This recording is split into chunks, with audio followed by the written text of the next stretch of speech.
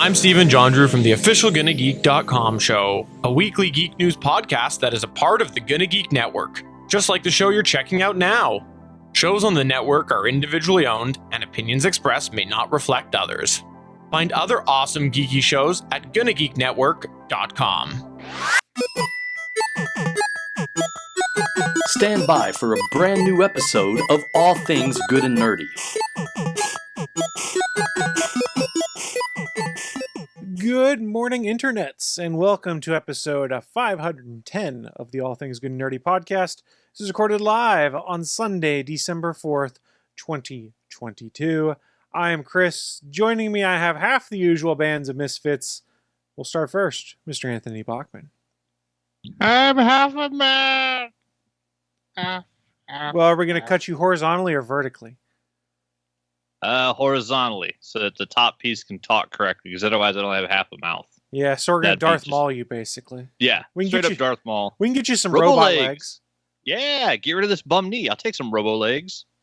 I'll take some Star Wars robo legs held together by the anger and the force. I mean, you kind of got to go insane for like 20 years before then, but...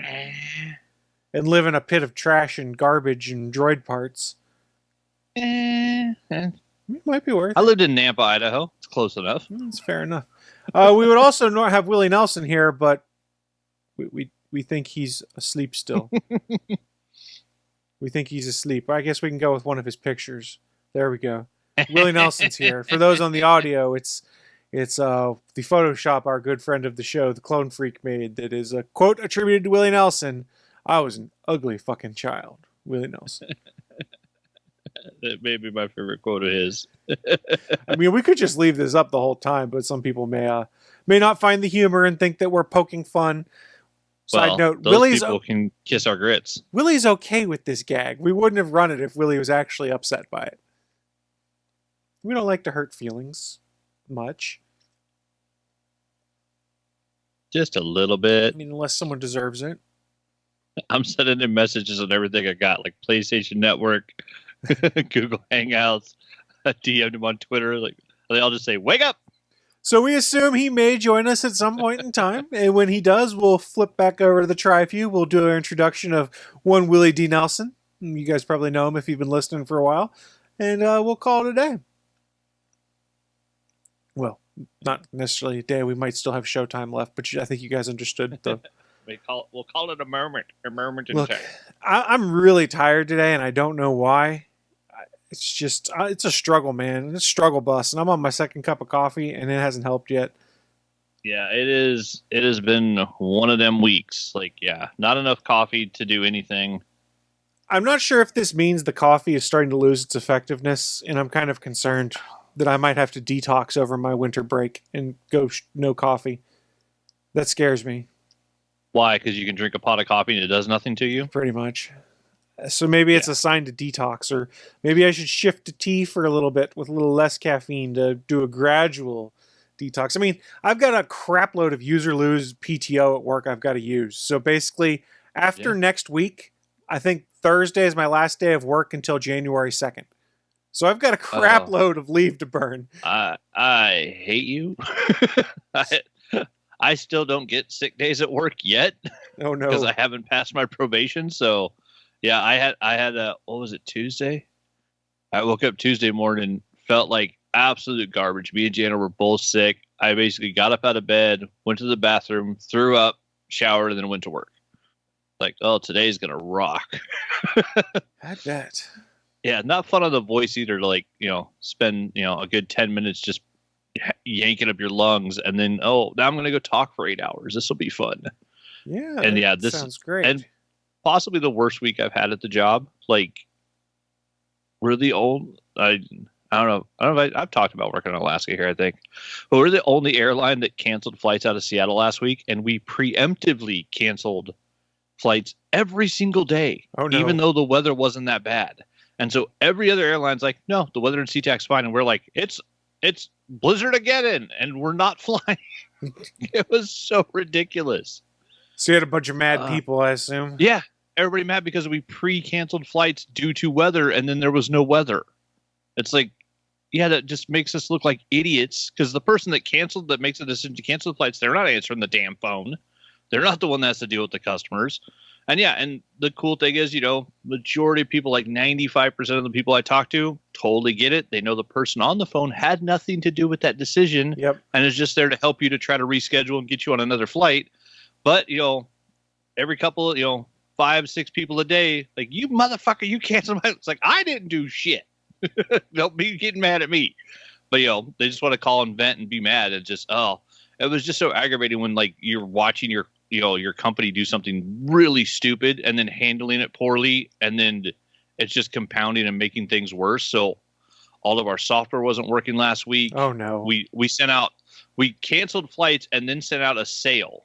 So at the same time, we're trying to get people to call for it's like sale prices for flights in like January and through February.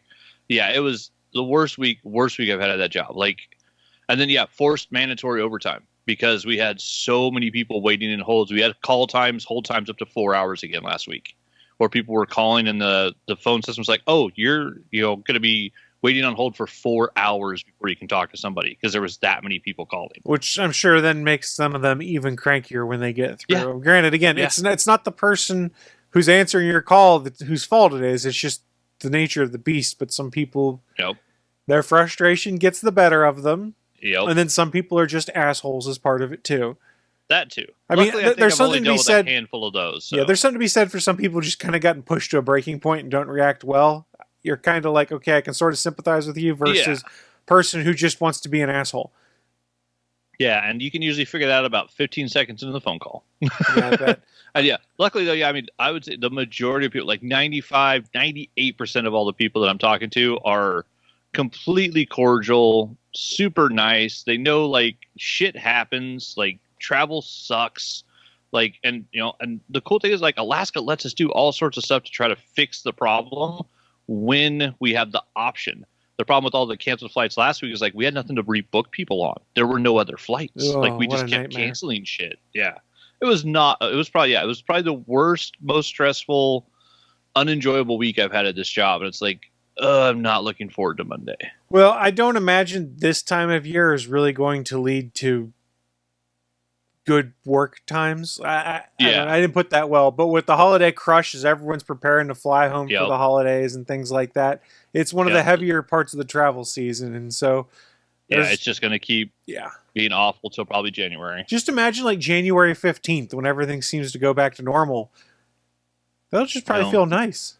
Yeah, hopefully. By then it'll be good. It's been a hell of a week though. Hey Willie, how things been going with you? Willie, you there? I was an ugly fucking child. Hello, Willie. This guy's creepy. Cool. Thanks for that, Willie. We're glad you're here. We could just go with soundboard Willie for today. I've got a few other bumps. That's true. And I know for a fact they won't see this for sure. Yeah, so me and Janet have an event to go to this afternoon. So happy 90th birthday to my grandpa. Oh, my. Yeah, he turned 90 yesterday. Yeah, we're going to go see my grandma and grandpa in the home they're in this afternoon. And Janet gets to meet the grandparents. That should be exciting.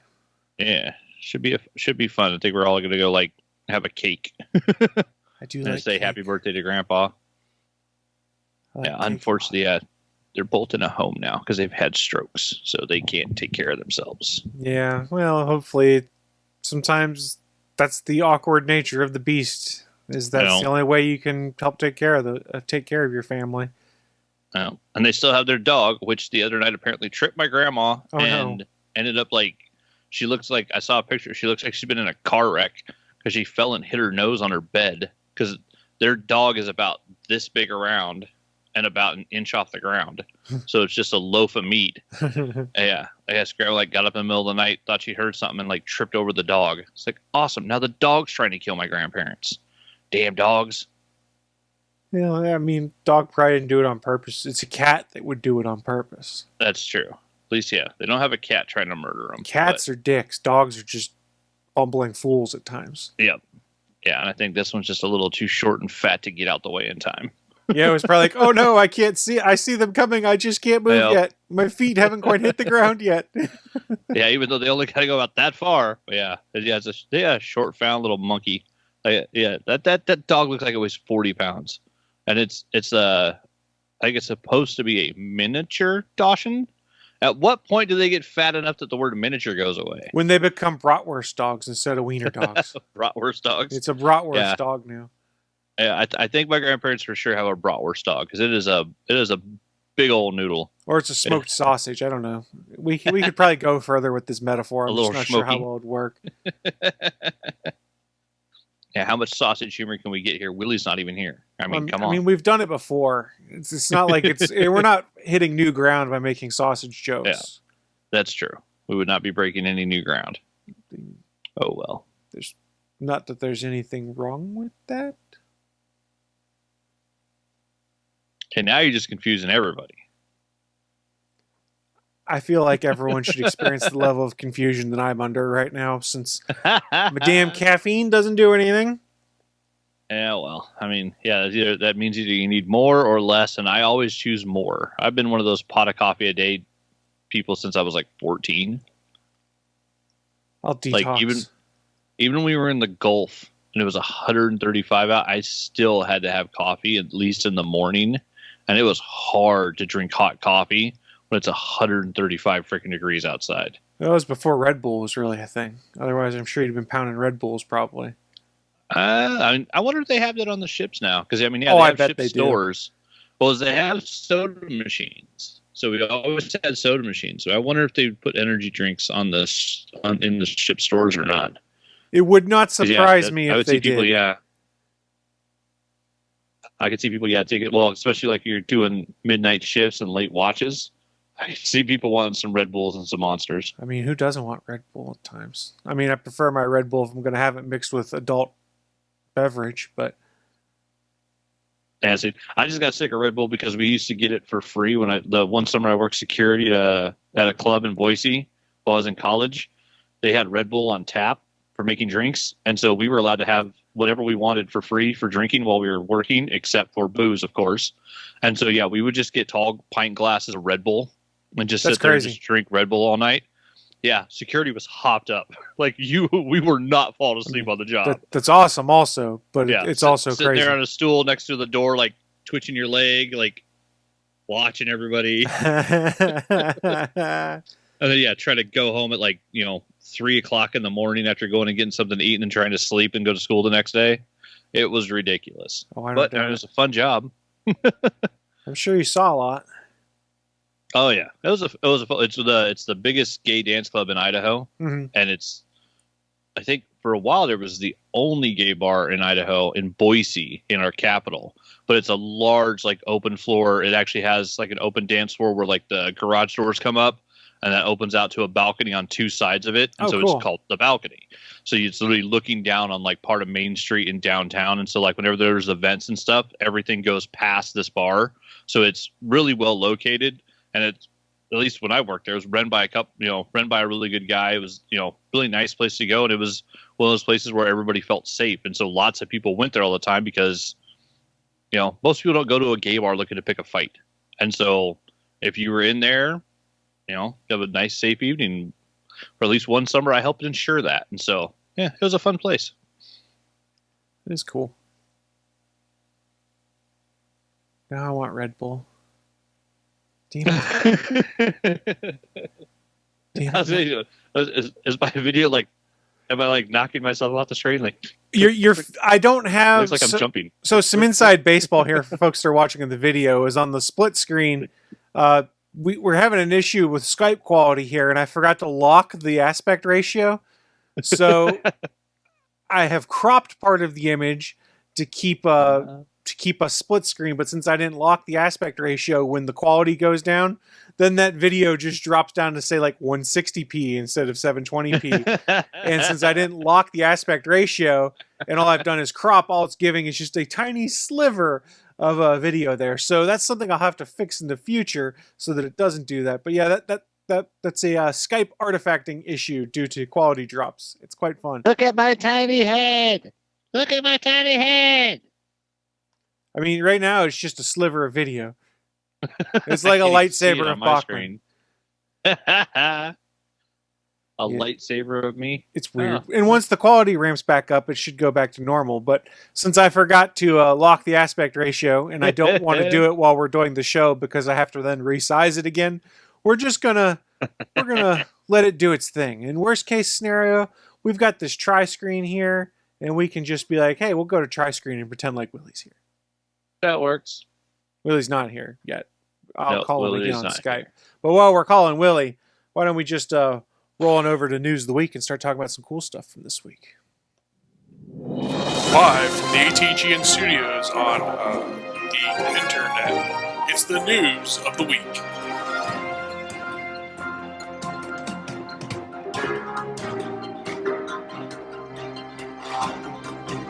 Welcome to the News of the Week. It's that part of the show where we're going to run down what is in our minds some of the most interesting geeky or nerdy news to have popped up. Share with you guys who are watching live, and since Willie's not here, that might give us a chance to inject some other news in. Because there was something I had seen that I was going to mention, but I decided not to because I thought Willie would take it, and I can't remember what it was. Uh-oh. So I'll just have to do some quick Google fooing. So was it the Last of Us preview? That's probably what it was. Yeah, it actually looked like the game, and unlike Uncharted, which he felt was nothing like the game. Yeah. So I guess we'll steal Willie's news because I think when he does actually join us, he's not actually going to take that news because he wants to talk about a game he's playing. But HBO Max / HBO / Warner Discovery / whatever the hell they actually are, dropped their first trailer for The Last of Us. Yesterday evening, I guess it was. I saw it on Twitter. I think it's up on YouTube and things like that now. And while I have not played the game yet, Willie has often talked about how he really enjoyed the first Last of Us game. So I sent that to him on our group chat, and I was like, hey, Willie, check this out. And he watched the trailer, and he came in with a pretty positive impression of it, saying, hey, this actually looks like it's more faithful to the game than some of the other recent video game adaptations we've seen lately, i.e. Uncharted, which I still need to watch at some point. I haven't seen it. But yeah, as someone who hasn't played Last of Us yet, like I watched the trailer, I was like, okay, this is enough for me to want to watch it. I mean, part of that's probably because I like Pedro Pascal a lot, and he's featured prominently in a main character role. It's just Pedro Pascal taking care of kids in this galaxy or the next. That's all it is. I mean, it's the Mandalorian with the new Grogu. Like you put Pedro Pascal and a kid together anywhere, and it just works. The guy's awesome. He's the universe's best babysitter. It's true. And I guess, brief tangent here, they did announce that Mandalorian is now coming out in March instead of February like it originally been slated, so we have a slight delay on season 3 or 4? Three of The Mandalorian. Yep. We had 2 seasons of Mandalorian, 1 season of the Book of Boba Fett. That's right. That just felt like Mando 2.5. I mean, not that there's anything wrong with that. Well, because it basically was Mando 2.5. That's fair. That's fair. So, yeah, Willie probably wasn't going to talk about that when he joins, or he might have mentioned it in passing. But when/if he does join us, we'll see if he wants to provide any more additional thoughts on The Last of Us trailer. Like I said, I haven't played the game, so I can't speak to authenticity compared to the game, anything like that. But it looked interesting enough to me that I'll check it out, and that's coming up soon, I think. Yeah, unfortunately, I was one of those ones where it's like, oh, I'm watching Walking Dead, I was reading Walking Dead, and then, like, you know, it's like, okay, there's only so much like zombie type content I can take. And when Last of Us came out, I don't know, it didn't hit me right, and so I played once they made it free on PlayStation. I think I played like the first hour, which was interesting, really cool gameplay, really well designed world, but I don't know, something in the story didn't grab me at the time, so I just never went back to it. But it was a really well made game from what I remember, and it was fun.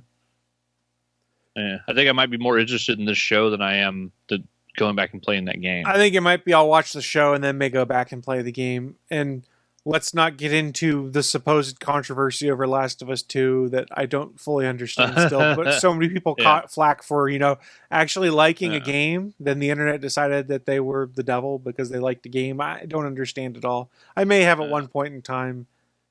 The internet's weird. I saw something like that yesterday because Behaviors announced apparently that because they've got so many holiday cosmetics now, so they're taking cosmetics in and out of the shop based on the holidays. So of course Christmas holiday season's coming up. You're getting like holiday sweaters and stuff going to the shop.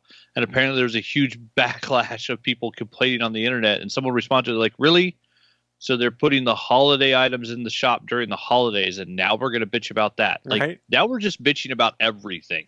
Like there isn't a game out there that has a game store where they don't shift items in and out, and it makes sense to have the holiday stuff there during the holidays. No, I can think of one. It's called Anthem. I think where they left the holidays on until like March last year. Well, I think it's just because they forgot to turn a lot of things off on Anthem. That So could they be put also. something in. They're like, oh wait, is that still going? Do we still have that game? Oh, we forgot. Oops. Oops. Anthem still makes me the saddest. I know. I finally played it, and it's on Xbox Game Pass now, so I don't even have to find my disc that I bought for like $5 if I want to fire it up. I've never played a game where it feels more like actually like hopping in an Iron Man suit of armor and then like, running, jumping, flying around, shooting stuff. Like it was so well made. Like when it worked so good. And yeah, to me, Anthem is my biggest disappointment of a game, I think, in my entire life. I don't think there's been any other game that's disappointed me as much for what it could have been if it was just BioWare and they were given the time and it actually had 8 years of development, not 18 months. Like, I don't know, man. I really wanted Superman 64 to be good when I was a kid. And I remember saving up and buying that game, and it's like, fly through these rings. I'm like, the fuck? Yeah. I'm Superman. Why am I flying through rings and not destroying things and blowing up robots? I'm flying through rings. What? Yep. It's like, oh, let me do a what was it, a sky test? Yeah, like you could do that in Fortnite now on mini maps. And yeah, that was what they had you do as Superman. It's like, really? Yeah. I feel very super. I feel like Biplane Man. Yeah, exactly. But while we're talking about games, that does pull us over nicely into my news of the week. I've got a sub point I'll bring up after this. It's still gaming related, though. But new games coming to Game Pass this month. And most of the time I won't bring those up, but there was a new edition that I kind of raised my eyebrow and went, boy, I'm really glad I didn't buy this game when it was on sale. And they did announce that Traveler Tales Lego Star Wars The Skywalker Saga will be dropping to Xbox Game Pass on December 6th. So as we record this, it's 2 days away. It's going to be available on the Xbox One, the Xbox Series consoles, Windows PC, and via their streaming tools. So you could play it on your cell phone, for instance. Things like that. It's going to be the core gameplay. However, it is not all of the DLC and things like that. And I bring up that point because they mentioned this article in Kotaku. There is a premium Galactic Edition bundle of characters that you can buy, which adds another 30 faces from all of Star Wars canon, including characters from Andor. Now, why do I bring that up? Okay. Oftentimes, if a game is on Game Pass, you can buy the game and or DLC at a discount if you decide you want to own them. So it's entirely possible that the Lego Star Wars Skywalker Saga DLC for Xbox and PC gamers could be purchased for a slight discount when the game drops on December 6th. I'm not sure if that's going to be the case or not, but this is a game that I'd kind of looked at saying I want to play at some point in time. And it's 9 movies worth of content, so there's going to be a boatload of content. And I almost pulled the trigger on it when I saw it for like $30, I think, on sale over Black Friday weekend. I did. I just bought it. So if it goes on PlayStation Network, I'll be pissed. Well, it might be in your I just return paid window for still. it. Oh, you opened That's it though, true. I bet. Oh no, it's digital. Oh, Yeah, that's a there's shorter no return window then. So I'm not sure. So that game will be coming to Game Pass. Some of the other stuff that was mentioned, and this is actually a game I've heard a lot about on December 15th, is the Hot Wheels Unleashed game that's coming out. It's a racing game. Supposedly a lot of people really enjoy it. I have never played it, but this is another one of those things I go, oh, well, this is on Game Pass, so I can just fire it up and try it for a little bit. If I don't like it, who cares? And I don't even have to install it to my Xbox. I can just play it over the cloud if I want, which is kind of cool for trying out Game Pass games. That's nice. Yeah, because at least, even if it's on a PlayStation Network Essential and it's one of your quote-unquote free games for the month, you still have to download the whole thing. So that's kind of a nice feature, too, because, you're not wasting gigabytes of your monthly download on a game that you might, after 20 minutes, decide you hate. And you're like, okay, well, I'm just going to delete that 80 gigs I just downloaded. Yep. Like, that would be kind of a pain in the butt. Plus the time it takes to download 80 gigs. On Yeah. Wi-Fi, some of these consoles are not the fastest. I'm lucky enough that on Wi-Fi I can generally pull about 160, 200 megabit per second downloads, which is pretty decent. But I know, for instance, and this is not me casting a shot, my PlayStation 4, which is in the exact same place, I had to download like a 3 gig update to a game, and it took longer to download that 3 gig update on Wi-Fi than it did to download a brand new game on my Xbox. Because for some reason, my PS4 will only go up to about 25 megabits per second. And I have no idea why. Yeah, they seem to cap out quite often. I don't know if it's supposed to be like where it's like trying to save the rest of your Wi-Fi for your house or whatever. But yeah, well, my router does that for me. Yeah. I don't need the PlayStation to decide that for me. Yeah, see, and I think it thinks it needs to. So yeah, sometimes those PlayStation downloads take a long time. I got a gigabit connection. The PlayStation's not going to overwhelm that. Oh, that'd be nice. I want one of those. I've got fiber coming soon. That's right. We won't see fiber till the year 3000. Idaho is behind everything. I live in West Virginia, dude. I didn't expect it either, but supposedly they'll be laying the technology fiber. still usually flows from the East Coast west, and I'm way west. They will supposedly be laying fiber in the January-February timeframe, in which case, once they do that, I'll be able to get a gigabit symmetrical plan for $40 a month for 2 years. Which, yes, please. Yes, please. Yeah, the closest thing I could get to fiber, I'd have to move to Seattle. Yeah, like that's, it's not close. Well, though I did with a little bit of Black Friday shopping, I did fix the little spinning circle of the weight wheel that has been bugging me a ton, which is the freaking like Roku waiting for Disney Plus or Netflix or something to load. I got me one of those damn $100 Rokus that actually plugs into hardwired for like $34 off on the Black Friday sale on Amazon. So that showed up the other day. So yesterday, cleaned down the whole entertainment system, unhooked all the wires, reran everything, and now I've got a network hub in there for our hardwired internet through our house, and then a hardwire going to the back of the PlayStation in the living room and the back of the Roku. And it was nice to set up the new Roku, and it's the one where it's got the voice on it, and literally like said my password, and it typed it into the thing instead of having to move around. Yeah, it's not bad. It comes with headphones, and it actually is a smart remote.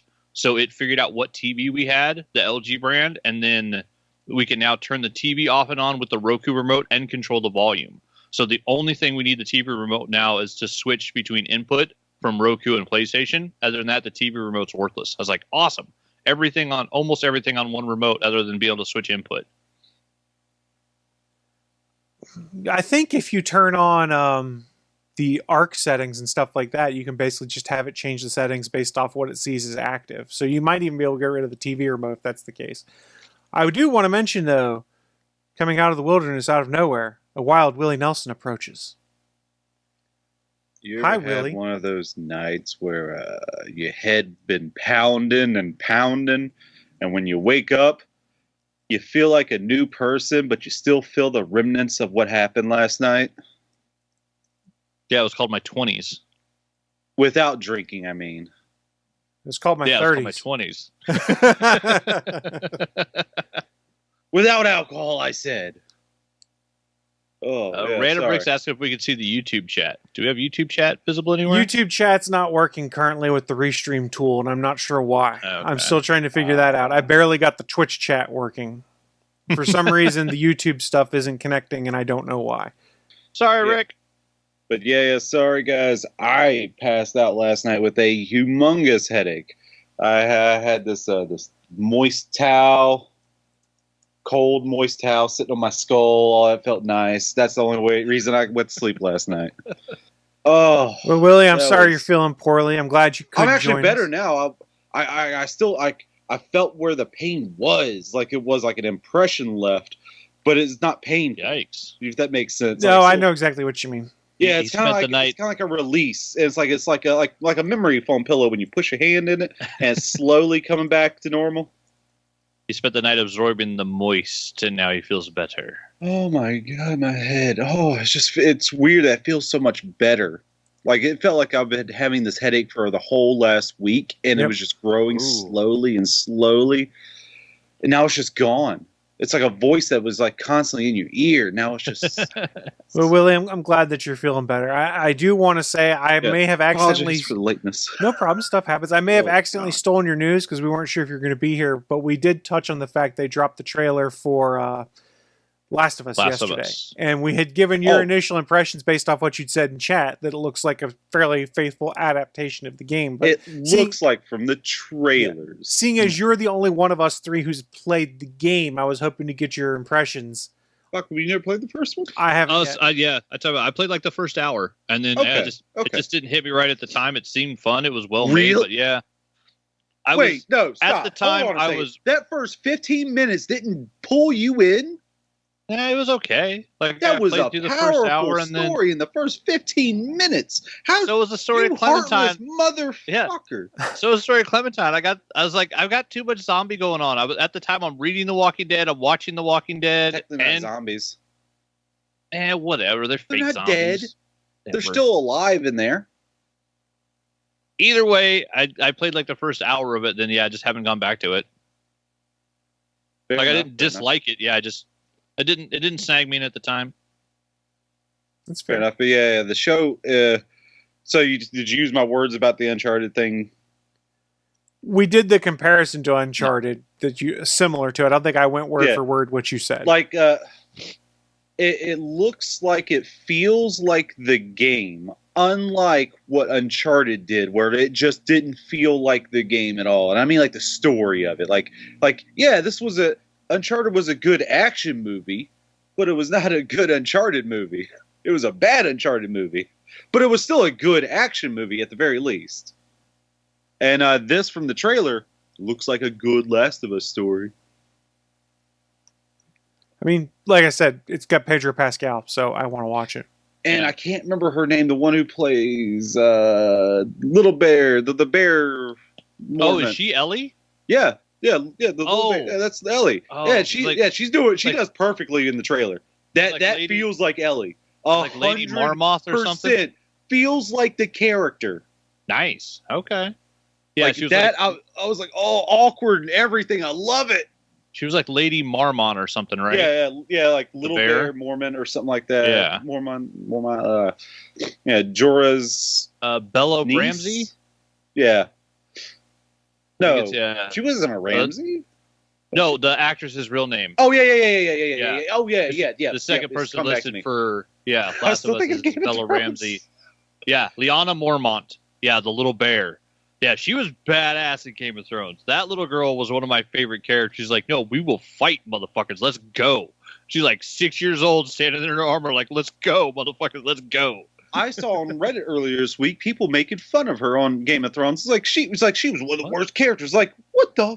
She was one of the only good characters introduced that fucking season. Are you kidding me? Well, Like, holy. yeah.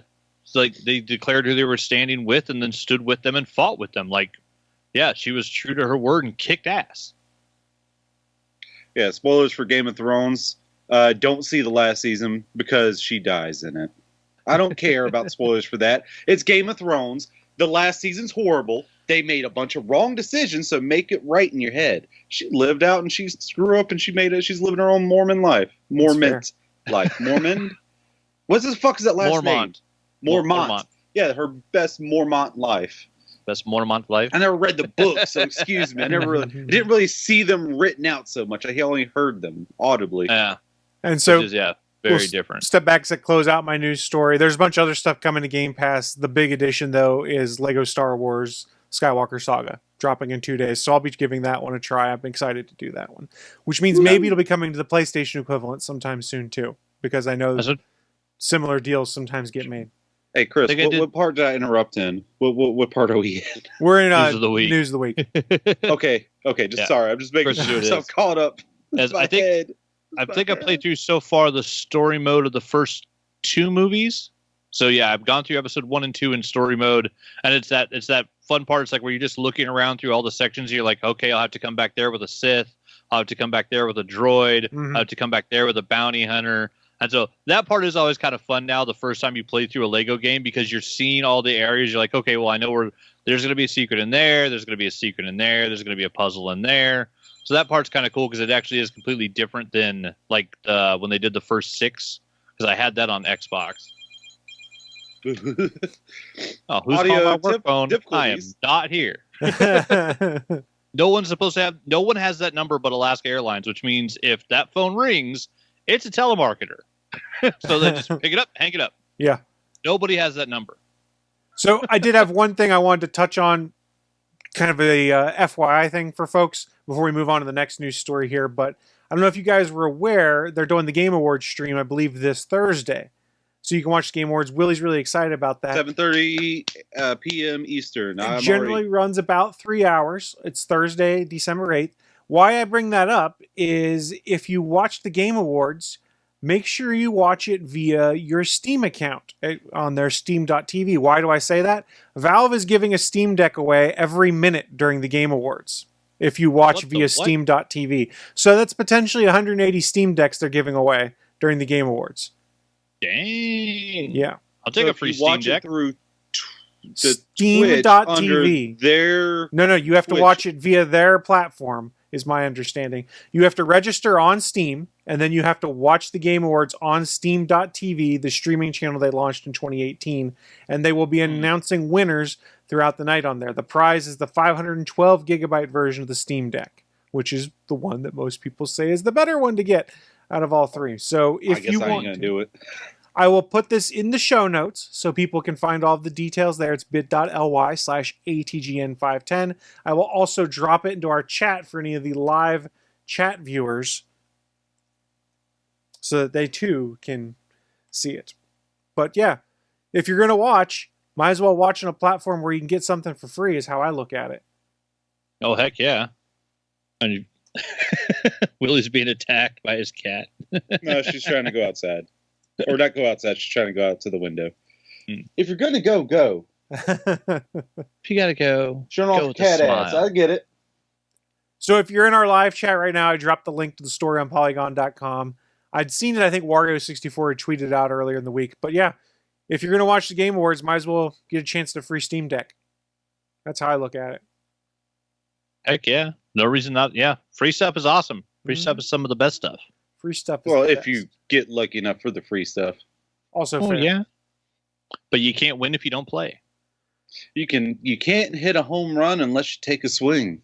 I always like that Mhm. metaphor. That's true. But that is all I had for my news of the week because I was going relatively quick with things. Willie, why don't we save you for the end because I assume you're going to be talking about a game you've been playing for your news. Or am I I'm wrong? going to be talking very little about it. I was going to have a lot of stuff written out, but I couldn't write any of it out because my head be banging. So you can. All right. So here's what we'll do then. Since you haven't had a chance to write it all out, we'll just go to Willie for some initial impressions on Marvel's Midnight Suns, and then next week you can go more in depth with There your we go. review on it. How's that sound? All right. For the audio listeners, I gave two very big thumbs up. 'Cause two I'm a big giant guy. thumbs up. 'Cause I mean, So Willie, I'm going to toss things over to you. Why don't you give us your initial impressions on Marvel's Midnight Suns and convince me to get the game? I'm on the fence about it. I just need to watch some live stream play of it, and my wife's been asking me what I want for Christmas. So this could be a real easy thing. Oh, there you go. okay. It's corny. The graphics could use a lot of reworking, but I don't believe they are. But it's still a great goddamn game. It's already a better Avengers game than what the Marvel's The Avengers by Square Enix is. To be fair, that game is poop. Oh, yeah. Yeah, Bar. It's a low bar, Yeah. but it still leaps over that fucking bar. Like especially like it's like, oh, fuck you. Like some of the writing is corny as hell. Some of the graphics are just like okay, but I don't care about any of that because the rest of the game makes it so good. It makes you just not even care about any of its faults. Like, you know what I did last night? Do you want to know what I did last night? What'd you do last night, I Willie? went fishing Marvel with card Blade. game? I heard I that went was. fishing with Blade. Had a nice conversation. I heard you could have interesting hangouts like that. You can go pick mushrooms with people and stuff like that because part of I'm the gonna game. do that with Nico later. Yeah, part of the game mechanic, I guess, is befriending, and you can't befriend everyone. There's not enough time. Is befriending some of the characters in there, and when you do, it unlocks extra cards or abilities for them. and Wait, stuff. I'm sorry. Did you say you don't have enough time? You don't have enough time to do it with everyone, is what I'd seen in reviews. So far, from what I've seen, there's nothing that pushes you along to do story missions. Okay.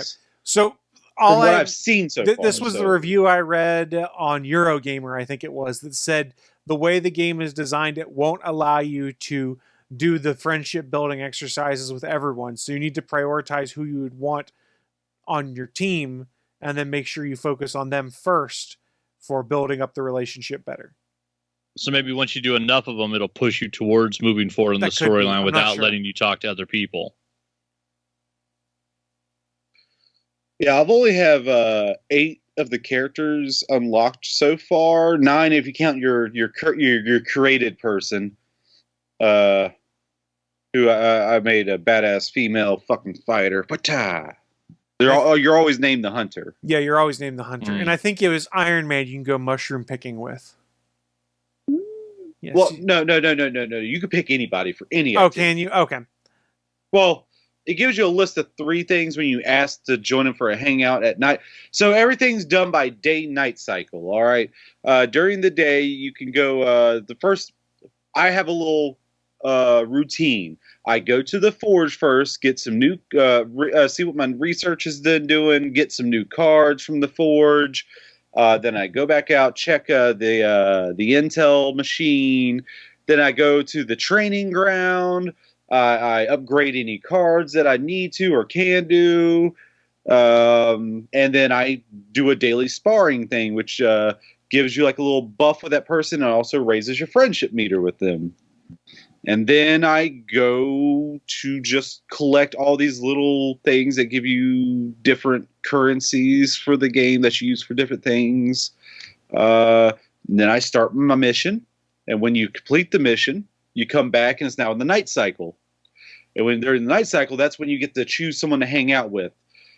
Or there's also clubs that are forming. Apparently, I'm part of 2 different clubs right now. I'm part of the emo kids and the shop class or shop club. Is it shop club? Shop class. Shit. You get a shirt for it. There's so much customization for the hanging out in the Abbey location. It is crazy. Like you can have every one of the heroes wearing a different costume, or like not a costume, but like a different like set of like regular civilian clothes. Hell, I bought a shirt for my character. It says kind of like in the same kind of idea of like that Obama hope kind of idea, but it was Magneto, and it says Magneto was right underneath it. I was like, holy shit. There's other ones like that I've seen, at least in the comics, that was Cyclops was right and stuff like that, where they've done T-shirts like that. Oh no. I didn't say it was factually a good thing to do, but... I know. I was even like, oh no, Magneto was not right, but I like the shirt. Now, if it said Thanos was right, because he was right, but... I think both the Magneto was right and the Cyclops was right. Shirts are both Quentin Quire shirts that the character created for himself in the comics, if I remember correctly. That could be. Fair enough, yeah. Quentin is a crazy Omega level mutant, and yeah, he believed that Magneto was right. So far, I think I've risen up my friendship level, well, with everyone to level 1 at least, for the characters I unlocked. I only unlocked 1 extra character that wasn't there from the beginning, and that was... just gonna say Spider-Man. Spider-Man's the first one that comes on your team after the default little time. He's like the first or second like story mission you go to after everything's unlocked. So it's not that much of a thing. A spoiler. Oh, and you know what makes this game so much better than Avengers already? I just go do a regular side mission just to get some extra things, like some resources. And a supervillain busts out while I'm doing it. Not bust out. He busts into the fight as I'm doing this and starts fighting me too. I'm like, that's so much already better than the Avengers game. It's so much better. Why was that Avengers game even a thing? Square Enix, you fucked up so bad. Or Crystal Dynamics, you fucked up. Well, both of you probably had a hand in it. Square Enix and the Crystal Dynamics. They probably worked hand in hand as just massively fuck up for what they did. I just wanted it to be good. So did I. Don't worry. Midnight Suns is good. Like seriously, the writing is cheesy in some parts, but I love it. I love the cheese. Give me that gooey sliding off the plate cheese. So it's obviously too soon to do a full review like we mentioned, but since All right, let's sum it up this way. Willie, thumb up or thumb down? I already gave 2 thumbs up before you even said that. That's fair. So No, there's 2 your. thumbs up wildly. How are you enjoying the combat being card based and stuff like that? Now I heard you can move around the environment, use like geography and obstructions to your advantage, but everything is based off of a random pull of cards. Is that Yes. fun, or do you beat your head against the wall sometimes because it doesn't give you the cards you want? You have to strategically retreat. Yeah. All right, so for missions, you get you can bring 3 heroes. Okay. Most times, for story missions, it's usually has to be your hunter character, and then 2 others that you choose, or it might have one where you have to bring a certain character. For you can actually, if it doesn't make you bring the hunter, you can bring any combination of 3 heroes that you want. It doesn't matter. And each of those heroes, they have 8. 8, right? It's either 8 or 10 cards in their deck. I can't remember. And so they all mix together in your deck, all characters' cards, and then they come out randomly. So when you get those, you get a mixture of each hero's abilities. You can normally you can only play 3 cards in a round. And that's it. Not for a hero, but just 3 cards in total, and it counts your card play. There are ways to get around that. Like some cards retract your use of a card, like card play regained. It'll tell you stuff like that's a feature. So certain things will do that. Other things take up a card play that you can't avoid, like go grab the supplies. You have to take a card slot to take that, to go do that before the timer runs out. So stuff like that, it happens. I'll be having a better, more in-depth thing for next week. That was the quickest I can do without going too much into it. That's fair. I'm just glad. It sounds like it's a good game. You've been enjoying it. It's one that I may end up getting. Like I said, I have been busy this weekend, so I haven't had a chance. And Willie had graciously offered to live stream it so I could watch it. Hopefully be able to take him up on that at some point.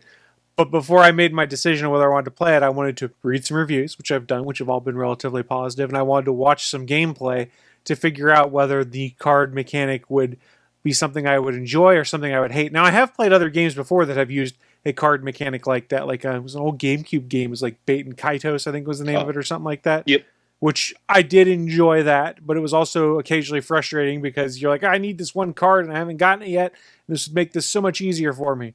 But that happens in any card game. I constantly beat my head against the wall with Marvel Snap at times too, because I am just powerful enough that the really powerful people I can play against now, they just beat the shit out of me because they've got more cards and I can't counter all of their big stuff.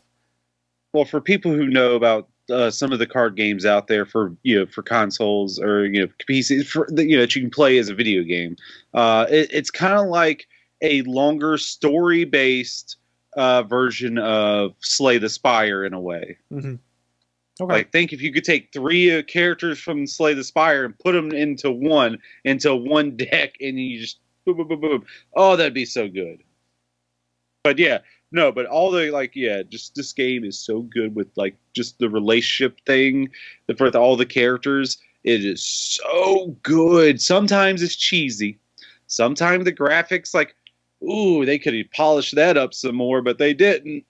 But it's not. But it's whatever. It is whatever at the end of the day because you're having too much fun to even care about it.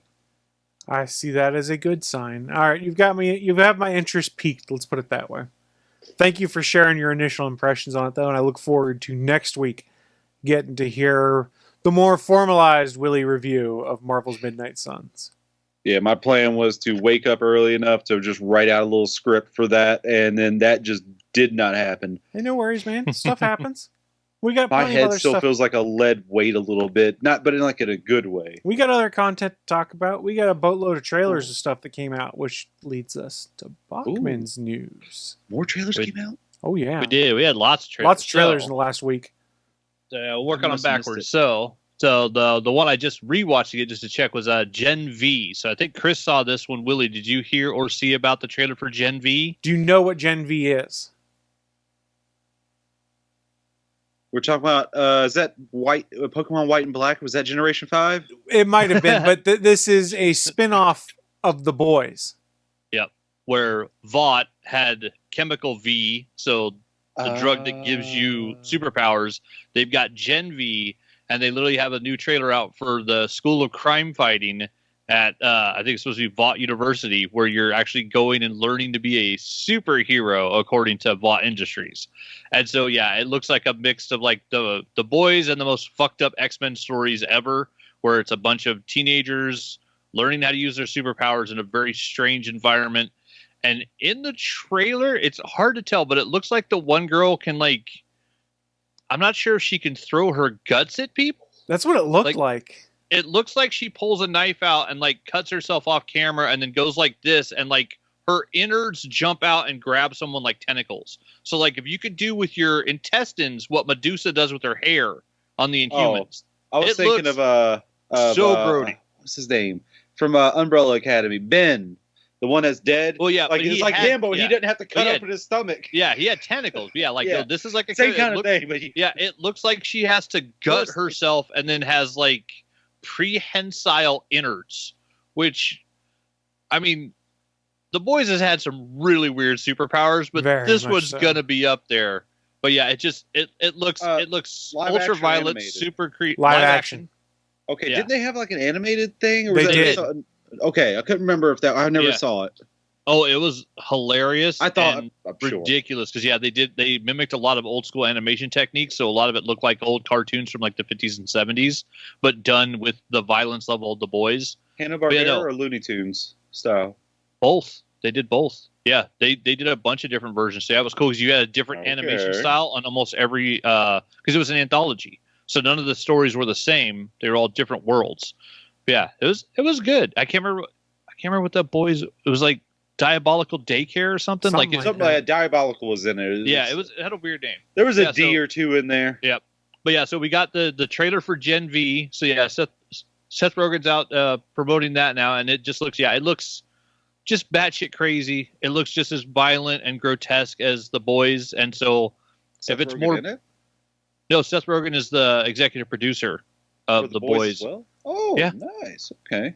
Yeah, he's part of Amazon's deal for working on the boys, Invincible, a lot of the comic properties that they've got. Him and his buddy, was it Goldberg, or the producer Evan Goldberg? I want to say. Maybe, yeah.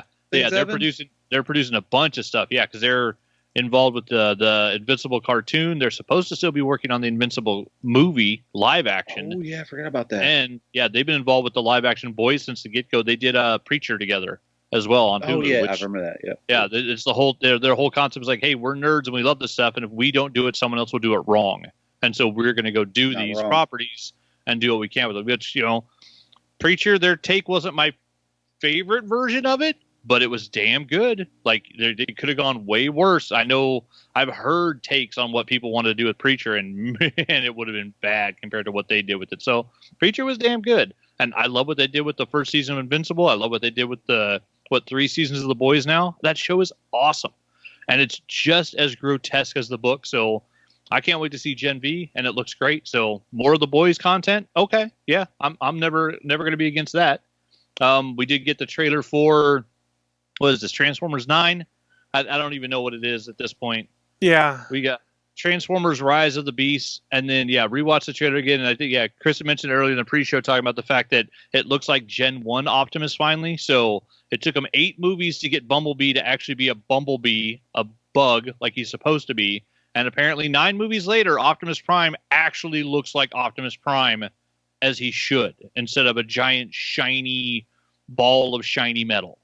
So, I don't know, giant robot gorilla.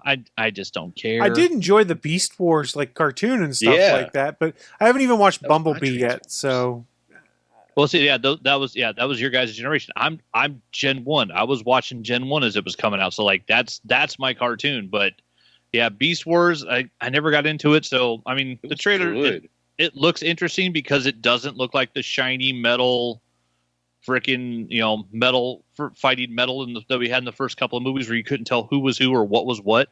This looks like they kind of finally nailed down the look to where is a much better reference to the original Saturated Transformers. colors. Please, Yeah. for the love of God, Michael Bay, learn about Yeah. saturated colors. For the love of God. Yeah. Well- It looks like whoever the cinematographer is finally figured out how to make it to where it's not just shiny metal slamming into shiny metal. Yeah, Which these was ones, my problem with the first 3 movies. These ones are not Michael Bay movies. This current run of Transformers movies. And so maybe that's all we needed was just him to not be involved. But I mean, yeah, it looks interesting. I mean, I'm not going to be running out to see it in the theater, but also said, Beast Wars wasn't my generation of Transformers. So is this one, does it look interesting enough? Are you guys going to be seeing this day one in the theaters? I still need to see the trailer to let you know, because I did see like a thumbnail of it. I was like, oh, Okay. And that's about time I passed out last night. I was like, oh. I mean, I will say, I'm interested to show that, it looks like Gen 1 Optimus, and I saw RC in there, the pink motorcycle. So that character looks cool. That part's got me interested, but I mean, yeah, that's going to be a watch it at home rental for me. We got a trailer for we finally got a 4th Indiana Jones movie, right? Right? It's the 4th Indiana Jones It's movie. the 4th No, one. it's the 5th one. Yeah. No, it's the 4th one. No, You don't remember there is no you don't remember 4th movie yet. But what happened to the Crystal Skull? You guys There is can't no just Crystal live Skull. on that. What There's no fanfic are you Crystal talking Skull. about? Yeah. I will defend the nuking of the fridge scene. I will defend it. Oh, that's 'cause You know you're why? wrong. You know why? Because Indiana Jones drank from the Holy Grail. That's why. That's why he survived that shit. That's why he survived that 4th movie that never happened and got to make a 5th. Just because he drank from the Grail. That's Directed why I will by James defend the Mangold. nuking the fridge scene, because that motherfucker drank from the Holy Grail. So of course, he's no radiation. He's got Yeah. Jesus stuff in him. So we got Jesus the trailer for stuff. Indiana Jones. He's got the Jesus juice in him. He's got Jesus juice in him. We got the trailer for Indiana Jones and the Dial of Destiny. Yeah, I mean, it's more indie. It's Harrison Ford supposedly saying it's his last go round this time, which I think they might have said that when he did Last Crusade, and I think he might have said it again when he did the supposed 4th film. But also Mads Mikkelsen as a former Nazi rocket scientist. Yeah, see, I you can can't see go that. wrong. Mads Mikkelsen is great. Yeah, at Mads is everything. awesome. There's nothing that man has not put in a bad performance, ever. You know what they should have done? I haven't seen a trailer for it or anything, but they should have had Mads Mikkelsen and another person be their partner. There should be 2 of them. It should be Mads Mikkelsen and Christoph Waltz All the Nazi working can together handle. awesome. against Indiana Jones. That would be so good. Those are the Nazi superpowers of Mad Mikkelsen and Christoph Waltz. That would be strong. That'd be very strong. And this movie But no. does take place in 1969 also. So we have gone Summer far of past 69. Yeah. World War II at this point. Yeah, but as we all know, there's still Nazis around now, so they can find someone in the late 60s, early 70s. How topical of you. Yeah. He gets to punch Nazis still. It's still acceptable. I did enjoy, and I'm going to butcher the tweet I saw, but people were like, can't believe people are complaining about the new Indiana Jones movie. It's pretty damn realistic to me that an 80-year-old professor won't go away. And it's always acceptable to punch Nazis, so I'm Yes. down for that. And I mean, it's interesting to see because I mean, this is Disney with the Marvel de-aging that we've seen done extremely well in some movies, and it looks like they're hardcore going into it on this one. We're going to see a lot of Indiana Jones in the past, and so it's a whole lot of Harrison Ford de-aged, and everything from the trailer looks really well done. Which I mean, this might be another. What was it? What was the one that was almost perfect? The Michael Douglas and Ant-Man, where they pulled it was 40 good. years off his face, and it just looked like him on screen from the Wall Street days. It didn't look like CGI at all, or the younger Nick Fury. Look that young in Wall Street.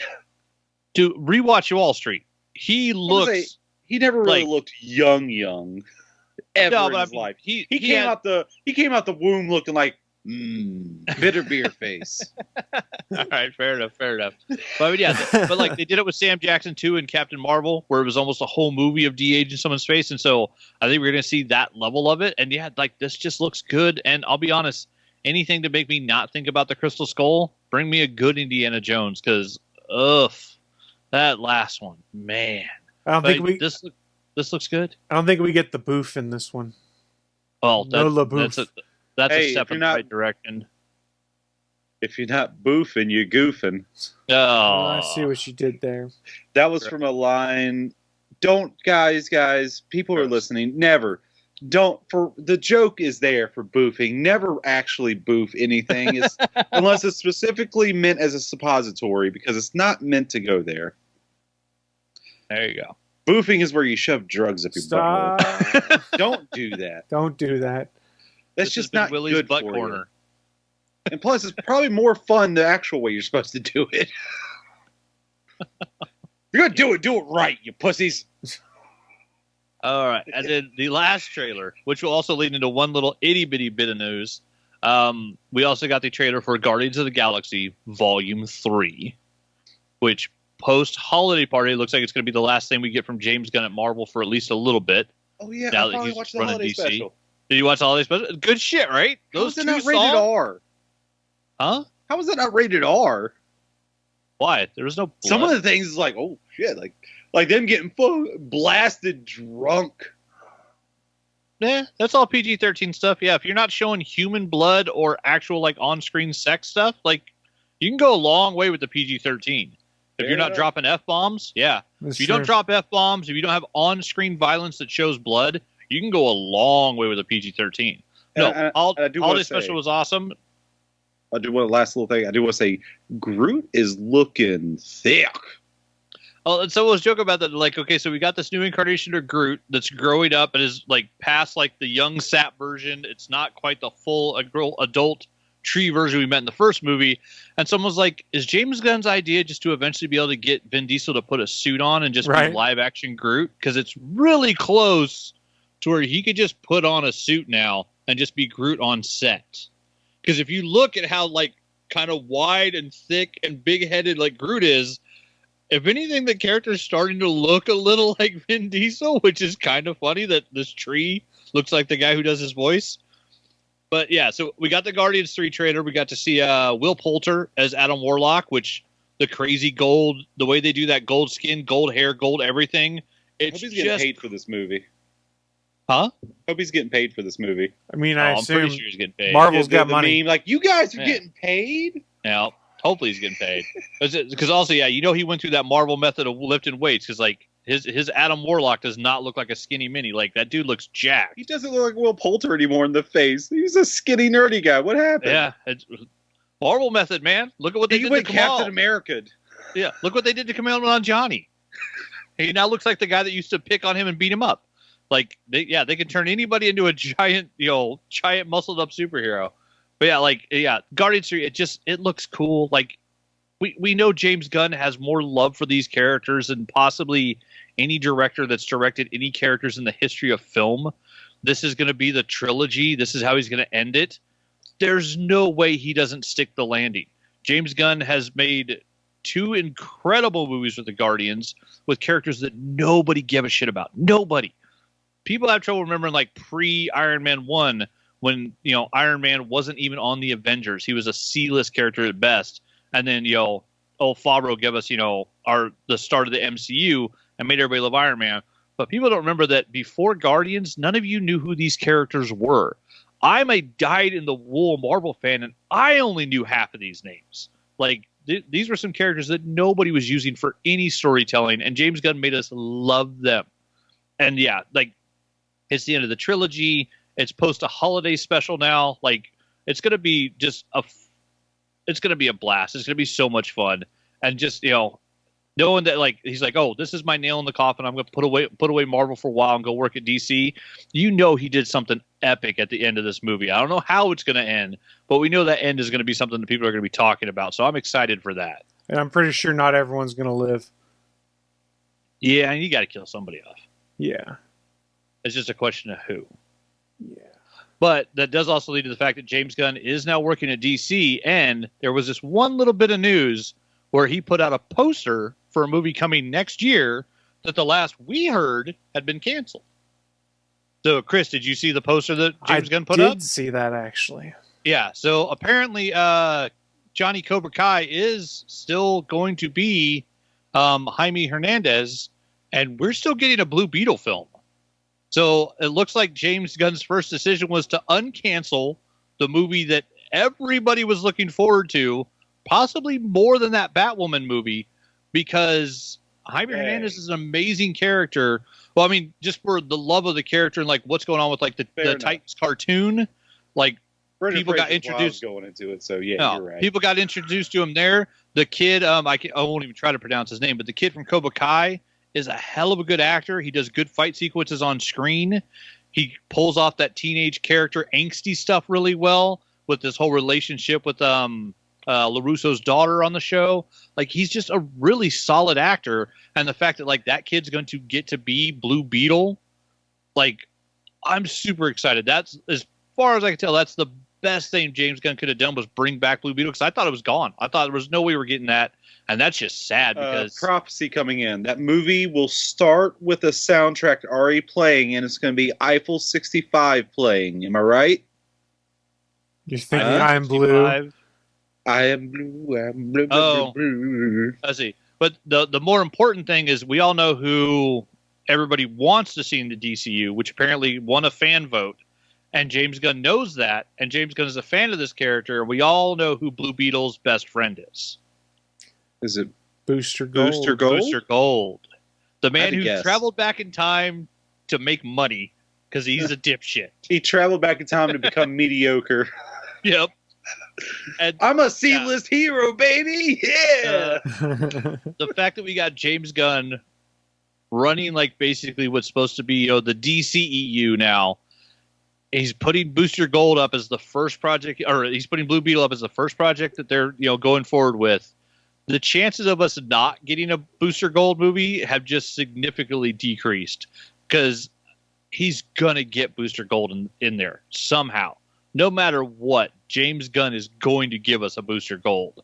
I think that's probably the number 2 character that was on his list to get to after everything he's done with the Suicide Squad and wanting to bring back Blue Beetle. I can't imagine we're not going to get that duo on screen at some point. It's just a question of when. And so I'm super excited. And then the question becomes, if we got the kid from Cobra Kai playing a very young Jaime Hernandez, and it's not the Ted Cord Blue Beetle, who are we going to get to go opposite him as a Booster Gold? Do we still go with like a Nathan Fillion level actor to put blonde hair on Nathan Fillion to make him Booster Gold? I'd pay to see it. Like, that would be awesome. Because, it's not going to be the same dynamic that we've seen in Blue and Gold before. Because the odds are it's going to be Jaime. And so then if it's him with a Booster Gold, how do they make that dynamic work? It's going to be really interesting. I mean, I never would have thought that I'd see a bunch of movies starring, Drax's daughter and the guy who is designed to kill Drax in the comics. Or Thanos' daughter and the guy designed to kill Thanos. And yet, Drax and Gamora in the Guardians movies are hilarious and work well together. So, I wish I could pick James Gunn's brain and see what he's got in store for us for Blue Beetle and Booster Gold. I just be feel it's going careful. to be good. There's a Kraglin or two arrested in there. That's all right. I like Kraglin. I know. It was a joke. Kraglin's great. But yeah, more James Gunn, more Blue Beetle. The DCU is actually looking like it's in good hands now. Yeah, Disney. Did you feel good about shooting yourself in the fucking foot now? You feel good about it? I hope you do. Wait, when and how did Disney shoot themselves in the foot? When they fired James Gunn the first time. Well, You they mean when didn't they- want to, remember? You mean when he'd already planned to leave Marvel to go do a DC movie and then they just hired him back once the hubbub was over? I mean, He had literally already finished filming Guardians 2 and was going to work on Suicide Squad when Disney fired him. Okay, He you can went use to- air quotes all Yeah. you want. Doesn't change the fact that they did release him. Yeah. So you can use air quotes like, yeah, it was planned or whatever, but it still happened He was And that's already still- done. under the thing. Yeah. You're making leaps, logic leaps here, all right? wasn't it Well, pretty much reported that Kevin Feige didn't want to do it, and then when Kevin Feige Yeah. won the power You know, battle, help me win this he brought him argument, back. Chris. I Yep. don't need to hear from Yeah. you.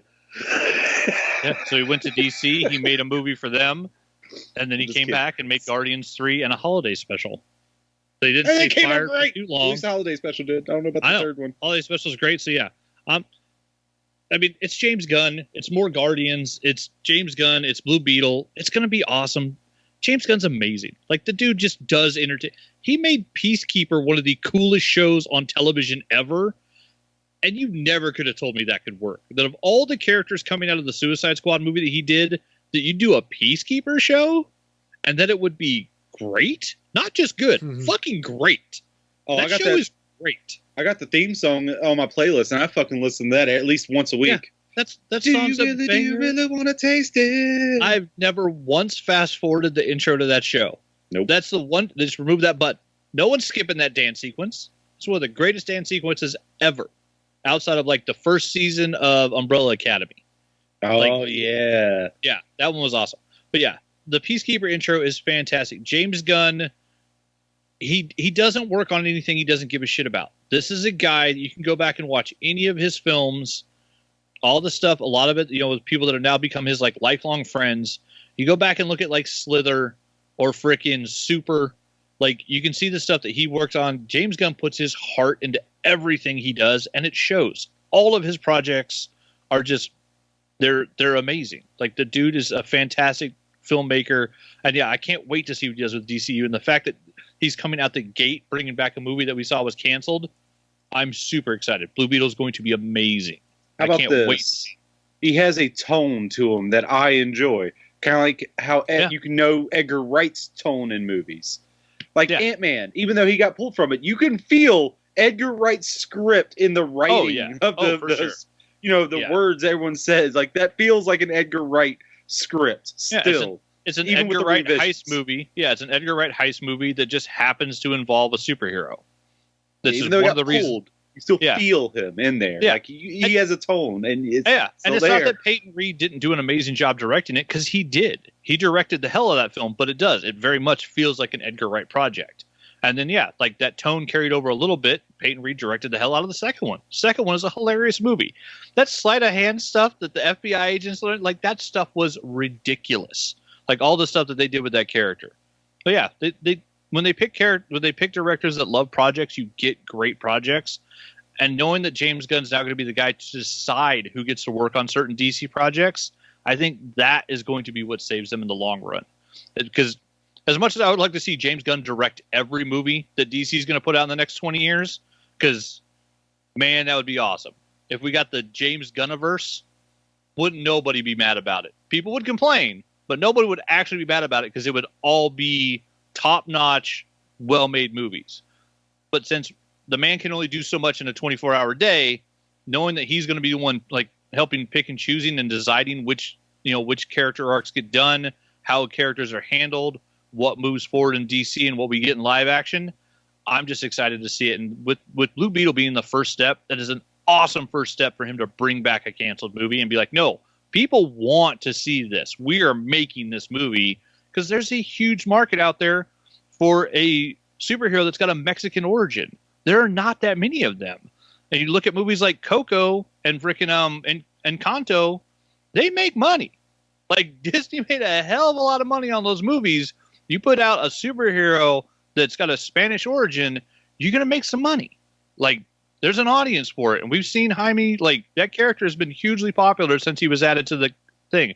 I was saying Hernandez, it's Jaime Reyes, isn't it? I remember Blue Beetle's name. Yes. His Reyes, yeah. So Jaime Reyes. Yeah, like, that character, like, it's going to make money. And then that'll be, DC will be like, all right, it looks like we made the right decision putting James Gunn in charge.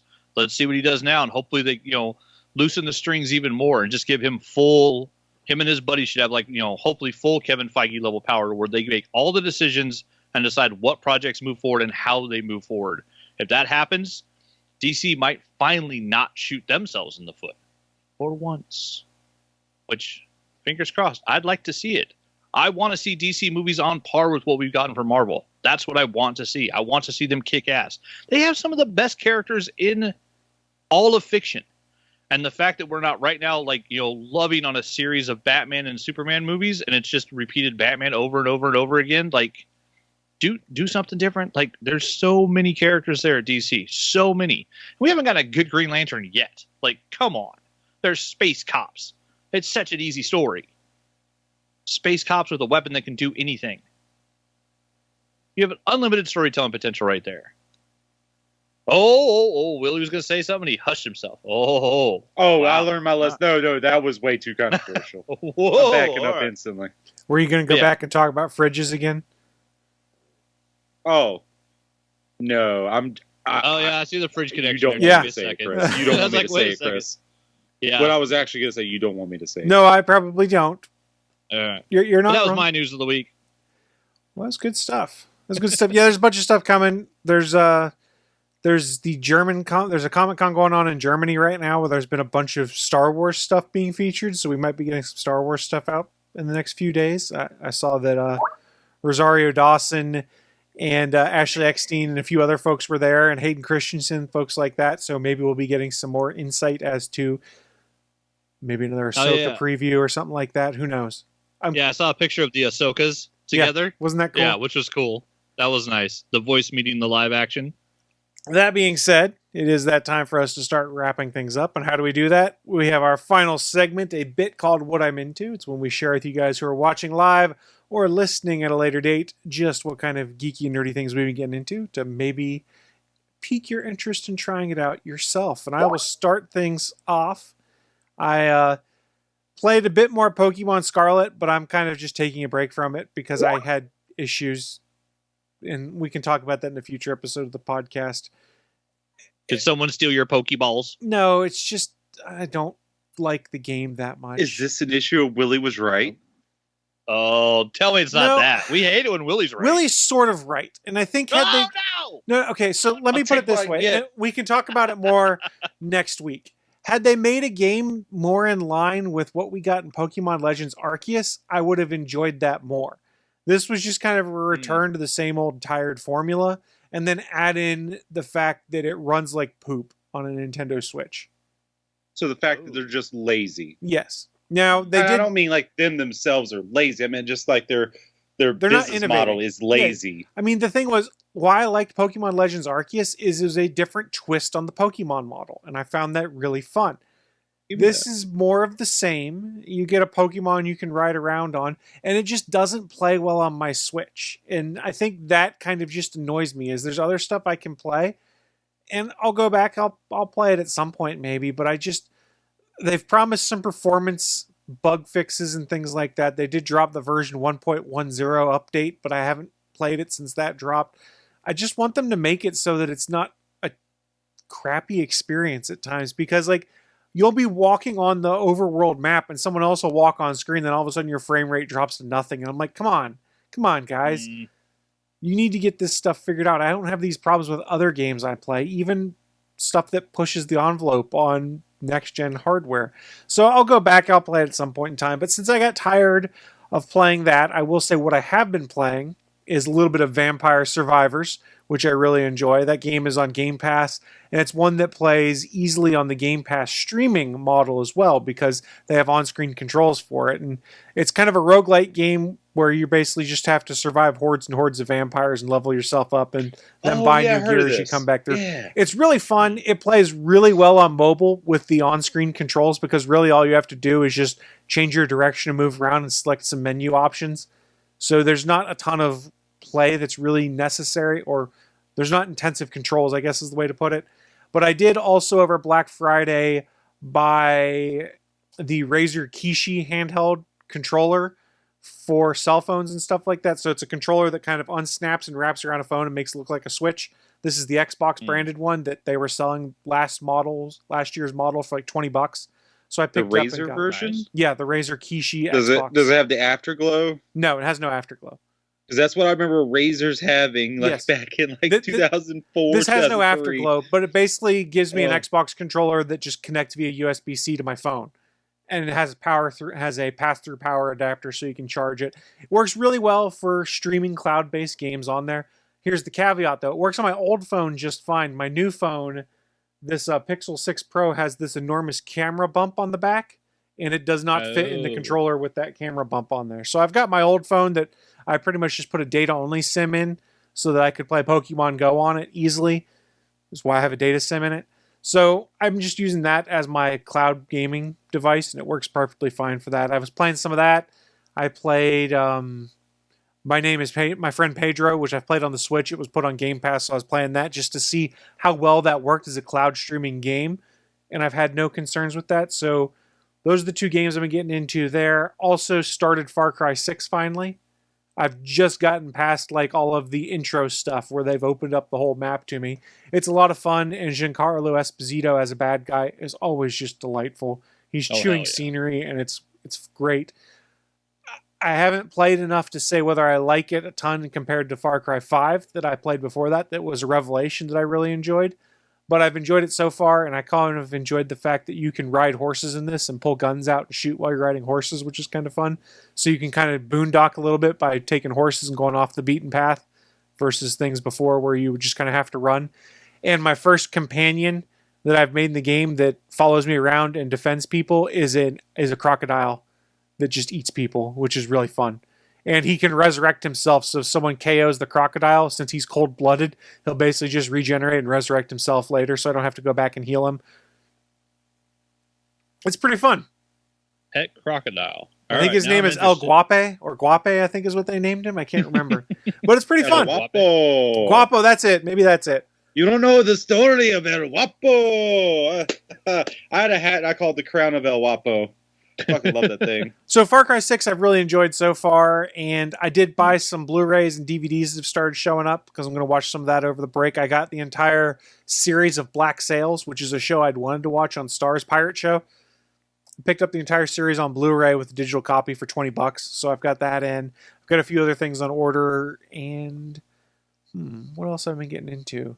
We did an escape room yesterday. That was a lot of fun. We beat it. We were 40 seconds off from being the best time of the month so far, so... Best time of the last 30 days. Let me rephrase. What was the theme of the escape room? Excalibur, Camelot. The whole concept. How many hints did you guys get? We got 4. I have no idea how it works. Yeah. I've only been to one. I won't go into the details of what the clues are and things like that, but the storyline here was you're in Camelot, someone has stolen Excalibur, and they think that you people are in charge, so they literally start the escape room by handcuffing us and chaining us to the wall. And then they throw the keys across the room to the handcuffs and say, okay, good luck. And then on either side of the bench we're all seated on is 2 different clues that you have to decipher to undo 2 different padlocks to then undo the chain, which is held magnetically in place. It was pretty cool. And then in the end, you get to pull the sword from the stone. Nice. Yeah, it was really fun. I had a lot of fun with it. So got into that and going tonight to go see Black Panther. Nah. First time? First time. Still yet to do an escape room. I want to do one of those ones. Escape rooms are fun. Point. It's all right. If you like puzzles and stuff like that, escape rooms are a lot of fun. It's not bad. I guess when I went, it was like we also had like a 9 or 10-year-old girl, so she was the focus on getting stuff done. So couldn't really stretch the old brain out, which we're not complaining about. Just couldn't fully go all out. That's what I've been getting into, though. Bachman, how about yourself? What you been getting into? Let's see. So yeah, we kicked off our Christmas season here. I pulled out the little condo tree, so he's up and running. We got our Star Wars tree set up last night. So in the living room, we've got the tree out. We now have the stockings hanging on our mantle on our finished fireplace for the first season. So the fiance is very happy that we now have actual stockings hanging on a mantle on a finished fireplace for Christmas this year. And then, I put up the Star Wars Death Star, and I ran all the power strips to test everything out, because last year they released 3 Star Wars Death Star platform characters. This year they released 3 more. So now, last year I had Luke, Ben, and C-3PO and R2 are on one platform together. So this year they released Princess Leia, Darth Vader, and then Han and Chewie on a platform each. And so now with all 6 of them, I plugged all of those in, fired up the Death Star last night, and let it play through. It went for a little over 20 minutes, and it basically did sound cues from like the start of the movie where Princess Leia gets captured all the way through them fighting Vader and getting out of the Death Star. Like, it does like 2/3 of the film. It's utterly ridiculous. And I'm trying to think of how much I spent on the 6 figures plus the Death Star, but I don't think I'll ever have to buy ornaments again. So I'm kind of happy about that.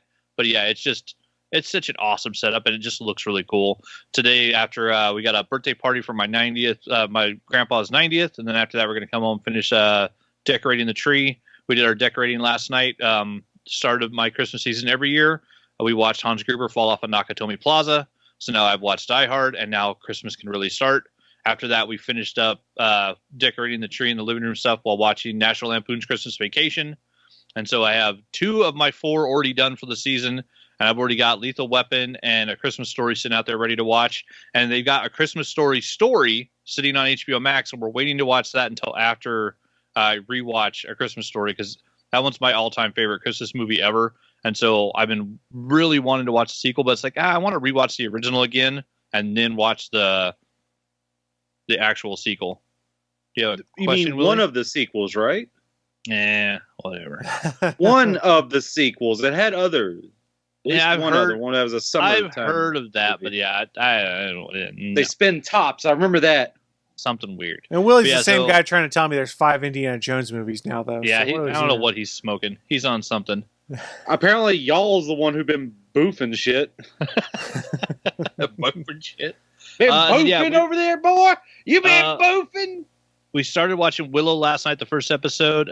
That's out. Yes. Yeah, Willow's out. First 2 episodes. Woo! It looked amazing. The new characters they introduced seemed really cool. Sadly, we were both really tired last night, and so after like 20 minutes, I was like, put this off. We're going to watch it later when we're awake, possibly this afternoon, because it looks fantastic, and the acting, everything, all the sets and everything looked really good. It was really well made. It had good pacing. Like, all of it seems awesome. Just we were super tired, so we didn't end up finishing that. This week we did, however, finish watching all of the episodes of Wednesday. So the first season of that show on Netflix. It is the best thing that I've seen Tim Burton do that feels more like good storytelling versus, this has to feel like Tim Burton. Where those, like, the Alice in Wonderland movies and his Charlie and the Chocolate Factory, it felt more important that it have a Tim Burton, like, aesthetic to it than to actually just give you a good movie. And this doesn't feel like it's got Tim Burton, like, strangling it to make it look like his thing. It's just really good storytelling. The whole season, we tore through it all during this week. I think it's 8 episodes. Each one's roughly an hour long. And yeah, freaking the acting in it is top notch. The storytelling's great. It's basically like Wednesday Addams gets sent to Hogwarts. That's pretty much what it is. It's a season of school at a school for outcasts, which is, all of the supernatural. There's sirens, there's vampires, there's werewolves, there's other uniquely gifted individuals like Wednesday and the Addams family. But yeah, it was really well made. Like, the whole thing, the script's solid, the storytelling's solid, the acting's solid, all of the directing, the cinematography, all of it, set design, everything, fantastic, top notch. The whole thing from start to finish. And yeah, it doesn't feel like it's, this has to look like a Tim Burton thing so that it's Tim Burton. This just feels like Tim Burton actually being like, I want to tell a story, and just letting the set designers and stuff go nuts and just create a world. There's really only one creature that kind of has like a Tim Burton look to it. And when you watch the show, you kind of feel like they did that because they couldn't quite nail a look they were going for. And so they just made it look weird, which isn't bad because it ends up working in the show. But yeah, the new girl from Scream 6, I can't think of her name, that they had play the new Wednesday Addams. She's fantastic. She's good through the whole show. Because at first, of course, in my head, I'm thinking, Christina Ricci and Raul Julia, like, some actors really nailed those roles. By the end of the show, like, I was loving all the new casting. Everybody's in, and of course, Christina Ricci shows up, of course, because you got to have her in there. And yeah, she has a great role in it. Gwendolyn Christie is awesome. She's the principal of the school. Weems, I think her name is in the show. And yeah, she's fantastic. You have all these scenes where you have the little girl playing Wednesday, who's maybe like 5'2", and like even in like high heels, and like she's this little tiny thing. And then you have Gwendolyn Christie standing next to her, who looks like she's 7'8" and just a giant of a woman. And so those two next to each other play really well visually in a lot of scenes where you just have this, enormously powerful woman and this little tiny girl, and this little tiny girl is just basically talking shit at her. And so it plays really well on screen. All the acting is fantastic. And yeah, other than that, the only thing I've really been getting into is in preparation for my PS5 arriving with God of War Ragnarok. I finally dove back into God of War and dumped about 10 hours into that this week. And so I've now beat Baldur. I'm not done yet, but I've progressed a hell of a lot further through the game. Yeah, like the first time I played it, I'd done like maybe 2 hours and had barely opened up anything. And like over the course of the last couple of days, like I went and got my Chaos Blades and I started, murdering gods again. It's like, okay, now we're getting back in the groove of thing. Let's go kill some gods. And yeah, like just the relationship with Kratos and his kid, and like the storytelling I'm sorry, is just. you mean Boy. Yeah, Kratos and boy. Just the storytelling of it's so well done, and now that I've got, I think, all my weapons unlocked, it feels so much more like that God of War part of it. Whereas like, I like the ice axe and all, but it's like I needed those blades. I want the big swinging fire chains. I want all the craziness. So enjoying the hell out of that, and looking forward to like finishing this off so that when the new PlayStation shows up, I'm moving the PS4 Pro out to the living room. I have the PS5 here in the den. And yeah, as soon as I'm done with God of War 2018, I'll be jumping into God of War Ragnarok. I'm very much looking forward to it because it's like this game is just fun as hell. And I randomly, when I got to the point where I can now grab your rowing boat and go around all sorts of areas, I did randomly find I did randomly find one of those places like, oh hey, you can just pull your boat up here and go and investigate. And open up a portal and got the shit stomped out of me by something. I was like, oh, I'm not supposed to be in this section yet. Yeah, careful with the Yggdrasil rifts. Be careful with those. Some of the rifts, and then like the Valkyries. I started watching a video. They're like, yeah, you should be coming back and fighting the Valkyries at the end of the game when you've beaten everything. Yeah, trying to take those on when you're level 4, really hard. I killed one. I did kill one, but the second one, I was blocking her attack, and it was still basically knocking Kratos unconscious after being hit. I'm like, okay, something's wrong here. And I watched the video. They're like, you should come back and fight these at the end of the game. I'm like, oh, I'm here way too early. I will let you know the Valkyries, I think all of them are optional, I think. Yeah, because there might be one or two that are like mandatory or something like that for story purposes, but like most of them are they're all like optional bosses. Yeah, see, I think the first one I fought is the one that's the storyline, and then you move forward. And then, when I fought the second one, it was inside one of Odin's secret chambers.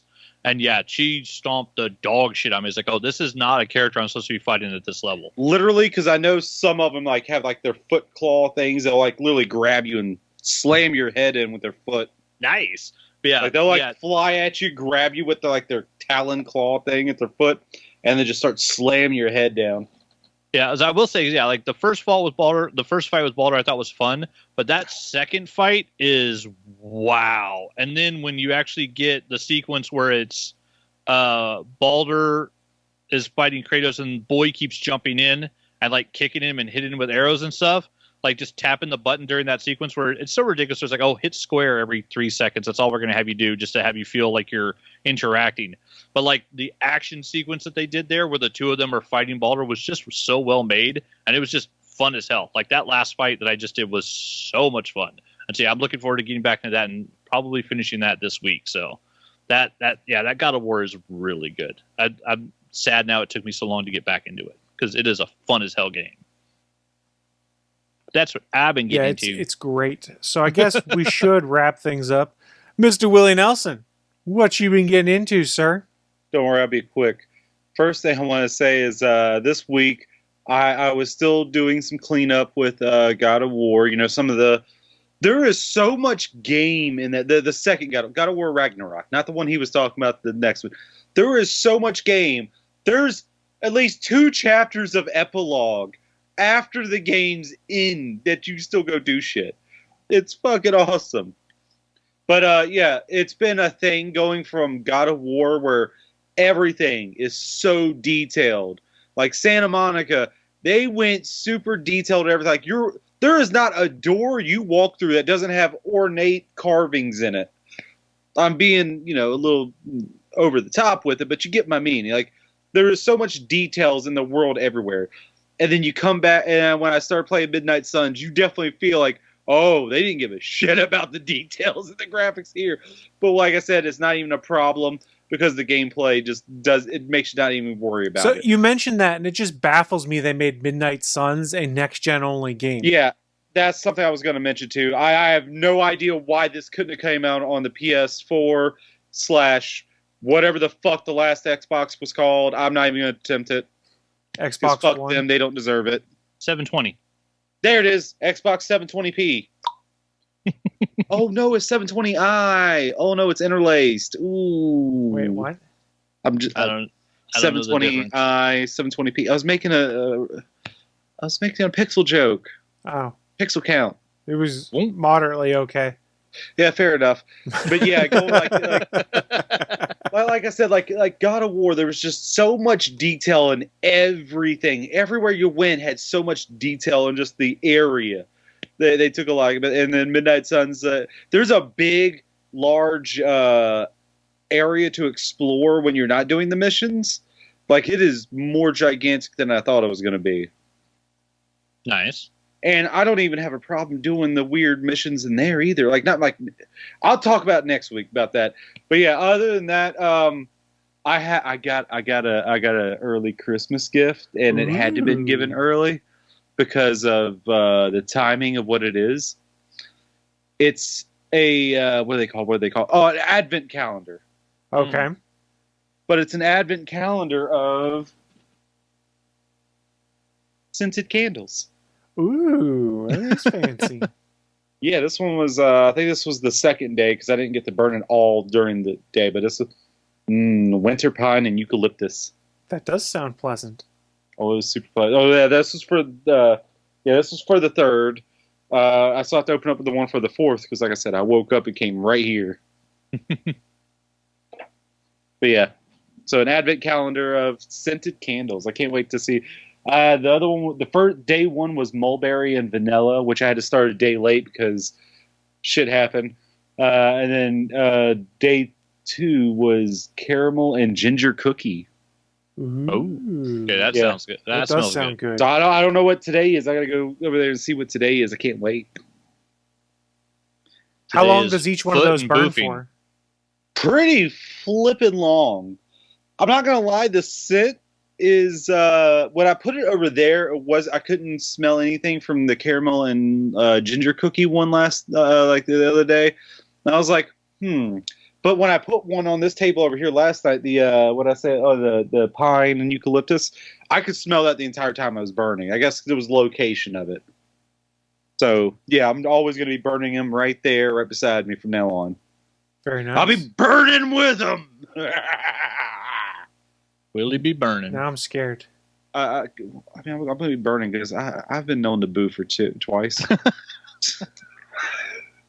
just want to bring back the boofing joke. Oh my. If you ain't boofing, you're goofing. Yeah. That's what today's candle's going to smell like. It's going to smell like boofing. What does a boof smell like, Bachman? Don't ask. I don't want to What do know. you think it smells like? If you're shoving something up your ass. Clean yourself if it smells bad. Go wash yourself, you stanky bastard. Ah.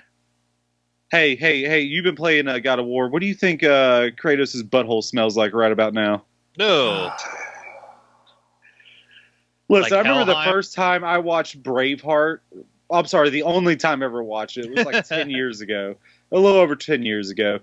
And I was like, and I remember when Mel Gibson was taking his the love interest or something near the beginning, and they like ran off. I was like, oh God, how bad they're gonna go have sex?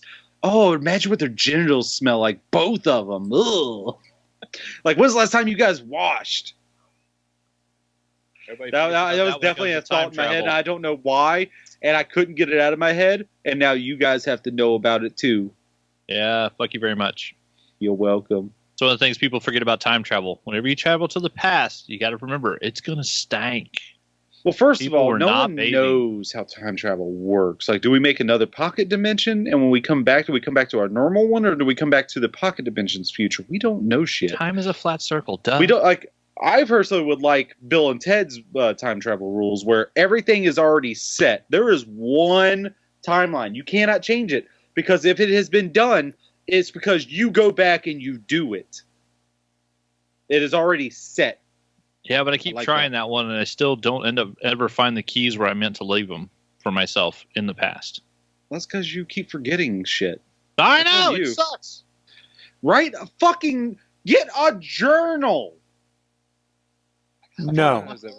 Get a journal, Logan. It was fucking Professor X talking to Logan on the No. Pete Holmes show.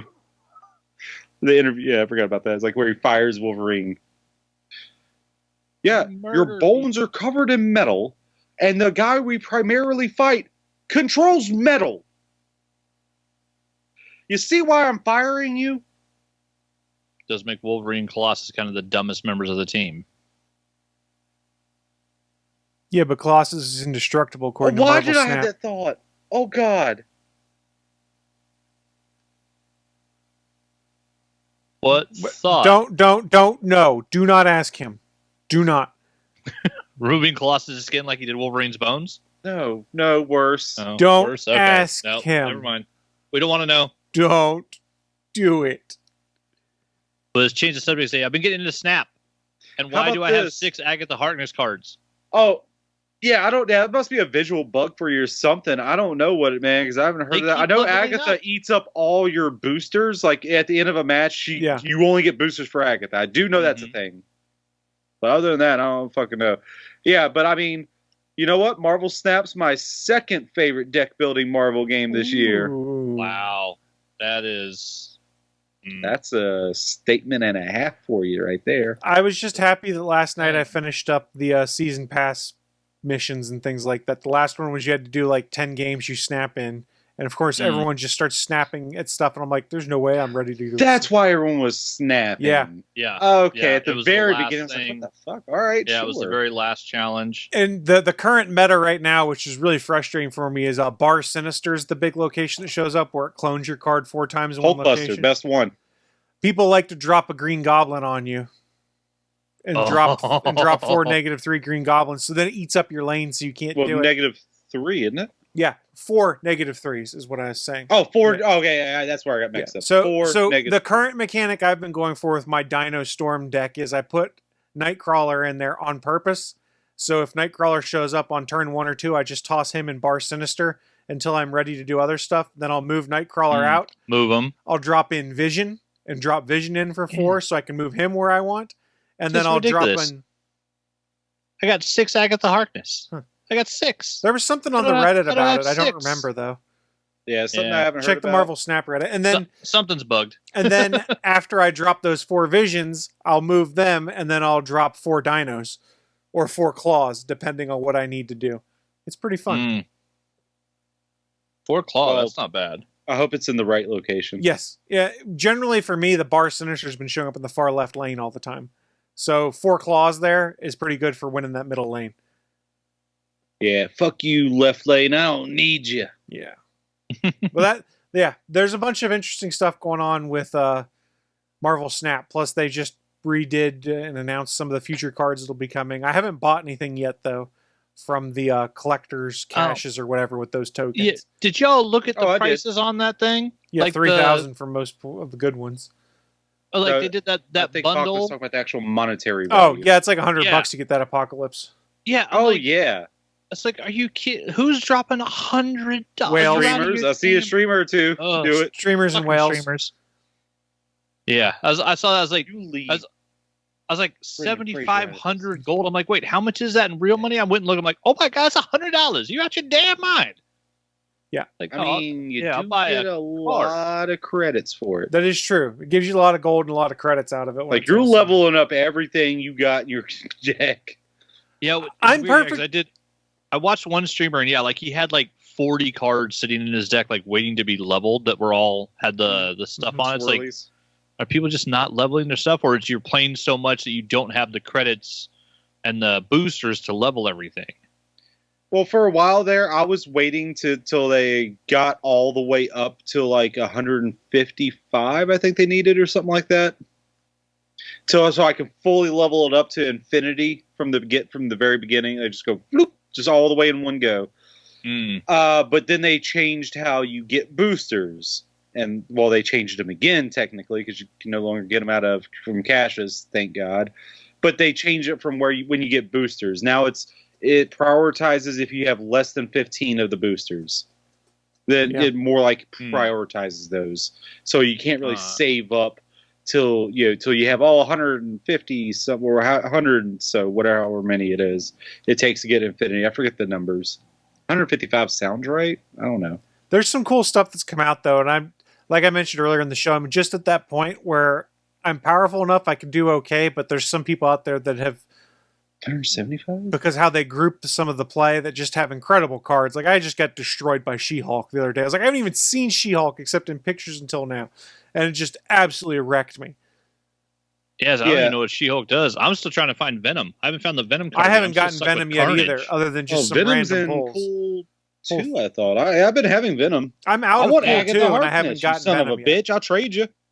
I'll give you one of them. I got 6. Well, if you're gonna give me one, then I'll keep my Venom. Fuck you. I wish they would let us trade cards with our friends. That would be a cool enhancement. But this isn't a trading card game like Magic the Gathering, because no one fucking trades cards like that. You buy them or you sell them. You don't trade them.